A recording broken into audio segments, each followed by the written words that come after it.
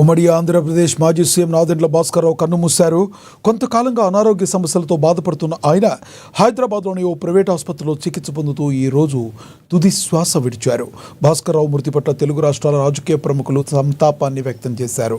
ఆయన అంత్యక్రియలు రేపు సాయంత్రం పంజాగుట్ట శ్మశాన వాటికలో నిర్వహించనున్నట్లు కుటుంబ సభ్యులు తెలిపారు. 1935 జూన్ 23న గుంటూరులో నాదెండ్ల భాస్కర్రావు జన్మించారు. 1978లో కాంగ్రెస్ నుంచి ఆయన ఎమ్మెల్యేగా ఎన్నికయ్యారు. 1984లో నెల రోజుల పాటు ఉమ్మడి ఏపీ సీఎంగా పనిచేశారు.